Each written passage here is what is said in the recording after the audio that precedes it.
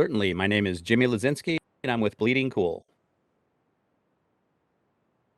How you doing Hey today? man, what's up? Not much, not much. Just hanging out. I want to say it's a thrill to talk to you. I want to point out that you looked absolutely fabulous at the Met Gala last night. I hope you're not too hungover today.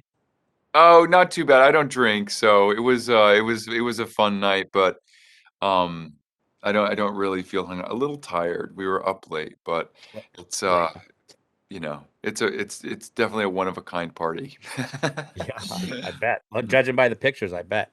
But we're going to Yeah. talk about Foundation today. You're starring as Brother Day. I kind of want to know, how familiar were you with Isaac Asimov's original Foundation before you got this job? Well, I had read the first book. I want to say about a year and a half before I talked to someone about the series, and when they told me they were doing it, I was like, there is no way you're going to be able to make a show about Isaac Asimov's Foundation. It's too big, there's too many characters, it takes too much time. It's unfilmable in a way. Like, there's no way you can dramatize this story. I was like, there's no way y'all are going to be able to pull this thing off. And then about a year later, they approached me to talk about Cleon, and I read the first three episodes, and I was like, David Goyer cracked it. He figured out a way to center the story around these characters that managed to cheat death in very, very different ways. So potentially, we've got these characters that can take us through, the 1,000 years that it takes for, if Harry Seldon's prophecy comes to, not prophecy, the calculations, the math comes to be true, and the empire does fall. We've got the characters that can take us through the time that it takes for that to happen. So, That- um, That's a really, you mentioned that your character, Cleon, Emperor Cleon, your brother Day, that's such a neat concept of you don't want to die, so you keep cloning yourself to extend your reign, right? Can you yeah. describe a little more detail about specifically Brother Day where he fits in that in the story? Well, so the role I play is Brother Day, and I tried to be very clear about that. I'm playing Brother Day and not the Emperor of the Galaxy or Cleon, because what I'm playing is a role that several men will inherit for a period of time in their life. And that role is the Emperor of the Galaxy, right? That role is is an autocrat who has control over the entire Milky Way galaxy and the trillions of people that live inside of it. They decide, who can live and who dies. They decide who prospers and who suffers, right? It's mind-boggling in scope and abstract, really. That he has, that he believes that he has cheated death, that he can live forever and keep this imperishable permanence happening, for all time. Um, what interests me about the characters, because I will play this series of men who inherit that position, is that I think at the be the story kicks off a personal journey for each of them, where they start to become aware of their sentience and individuality, right? So Brother Day is always looking towards Brother Dawn and saying, these are the lines, this is the blocking, here are the costumes, these are the props, this is how you will be the emperor of the galaxy when you inherit that power, right? And Brother Day is also looking towards Brother Dusk and saying, you made a lot of mistakes. And when I inherit this position, I will be greater. I will distinguish myself. I will be the Cleon that we were meant to be. And so there's this budding sense of individuality that distinguishes each of these men as they, take on this role. And it's those differences in them that really interest me. It's about them discovering their sentience, discovering that they're not a god, they're a man. They're a man who holds this office of a god.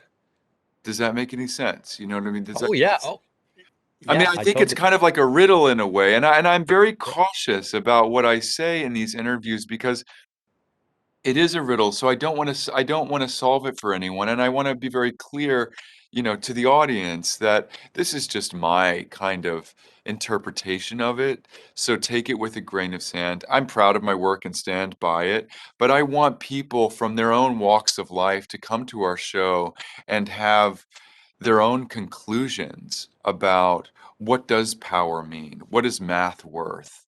It can count the minutes, but does it accurately um, measure the changes that have taken place within those minutes? Does spirituality more effectively kind of investigate that territory? We're trying not to kind of provide conclusions about what it means to be a human. We're just kind of opening the investigation.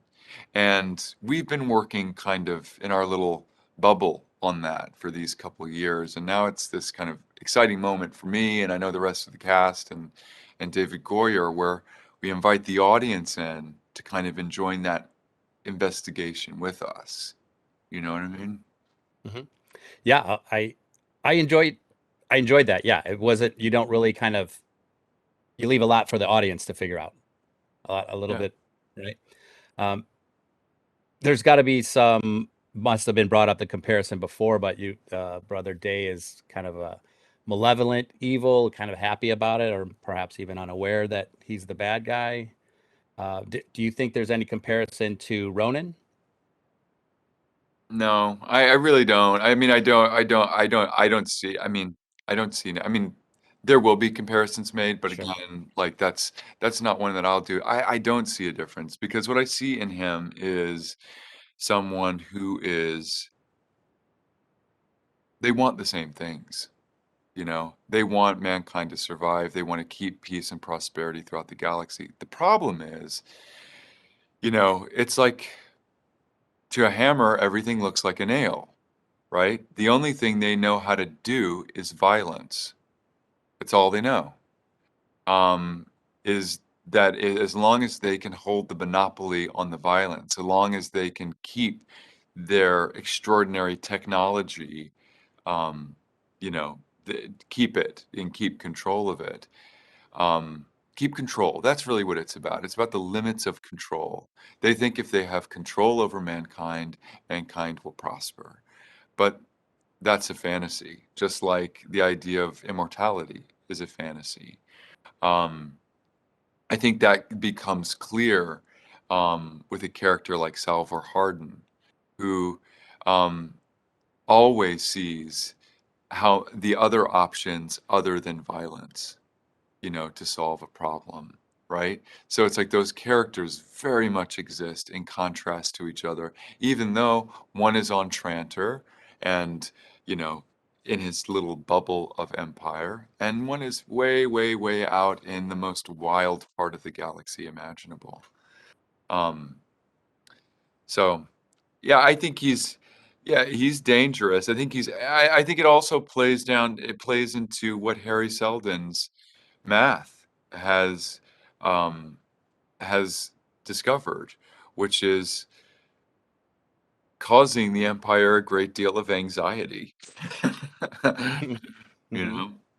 Yeah. And yeah, but and Uh, I would like to just say, watch how these Cleons respond to that information in a different way. Dusk, day, and dawn all respond to this I hesitate to say prophecy. It's math. It's he has made a calculation, um and he's found with mathematical certainty that this empire is falling. And watch these three individuals respond to that in very different ways. right on. That looks like it's my time, so I have to bid you adieu. I want to say I loved you in the role. The show's great. Everything's great. I look forward to talking in the future, and I will see you on the other side. Cool. See you on this. How many episodes have you seen? I'm I've curious. seen the first five. That's as Oh, far as I sweet. got. Yeah, Oh, cool, and cool, cool.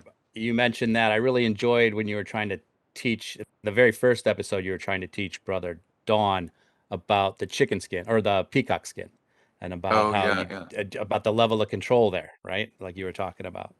Yeah, yeah. yeah, yeah. Oh, All right. good, good, good. Well, I'm excited for you to see the second half. Maybe we'll speak again after you have. Oh, I look forward to it, man. Hey, do me a favor. Have a great day. All right. Thanks for your time.